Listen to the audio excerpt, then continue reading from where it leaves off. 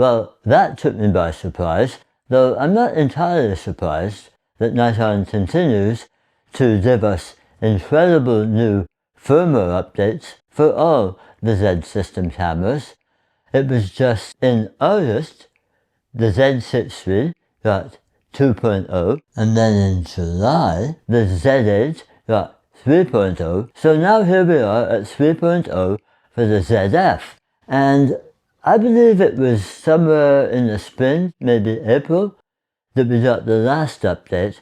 Mind you, that was a minor update that just gave us updated guidance text for the imaging cloud service. Now 2.0 was more substantial, that even gave us bird recognition. But anyway, here we are at 3.0, and let's just dive in now and see what we get with this major update for the ZF. So as usual, we have a caution: do not update the camera with lenses other than Nikon Z mount because it could cause a malfunction. And then also IPTC presets. Performing this update from C firmware version 1, 2.1 or earlier will delete IPTC presets in the camera. So just be sure to take note.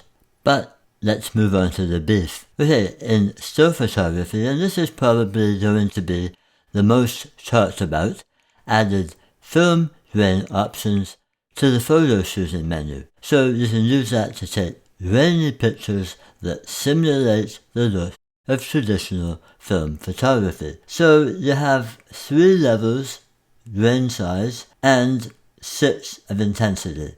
So that's 18 permutations? That's for stills and video. Now I'm wondering how this will compare to something like Dehancer program, which also has grain emulation. And Dehancer's claim to fame is that they don't just create a layer of grain on top of the image, but it's actually sort of integrated into the video itself. So I don't know how Nikon is doing this, to be quite honest.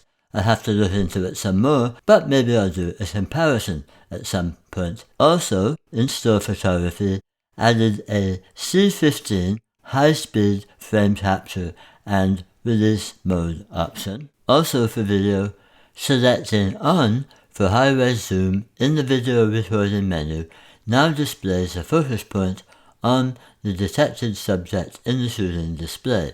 In playback, the record camera orientation item in the playback menu now has separate options for photos and video, and the camera orientation for video recording and time-lapse video recording can also be saved. In controls, added a maximum aperture LV item to the custom settings menu in position of A13, added the focus limiter setting item to custom settings menu in position of A15, added the minimum option to custom setting C2 self-timer, interval between shots, in the custom settings menu, and added assignable roles to custom controls via the following items in the custom settings menu: F2 custom settings shooting, G2 custom controls. I think it's safe to say this will be popular.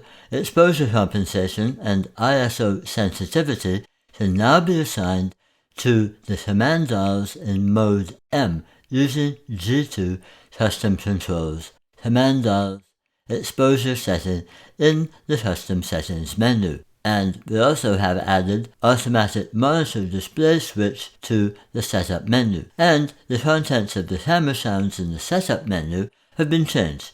And so now you can select whether the camera makes an electronic shutter sound during high-speed frame capture or pixel shift shooting. And I predict this will be popular too.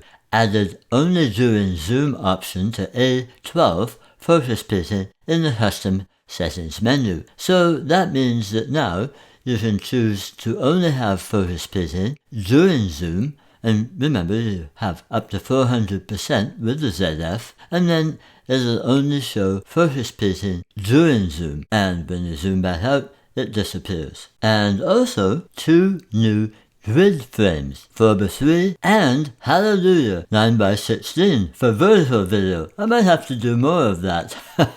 There's some changes to the network, mostly related to the Nikon imaging cloud. I'll let you look through that if that's of interest. And other changes, pixel shift shooting options can now be set when the self-timer mode is selected. Pre-release capture is now available from compatible Bluetooth remote controllers, and aperture is no longer restricted when recording videos in mode S.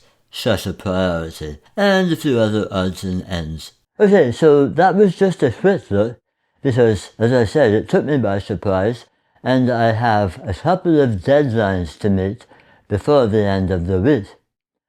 And I should also say that I have a deadline coming up as well, so I may be gone for, I don't know, could be a few days, could be a week or so. But I'll be back actually very soon here, hopefully before the end of the week, because I've got a rather large milestone coming up. That is 10,000 subscribers. So if you haven't subscribed already, please do consider it, because you may be the 10,000th subscriber. But anyway, if you found this video useful, give it a thumbs up, and hope to see you soon. In the meantime, take care, cheers, we'll see you later.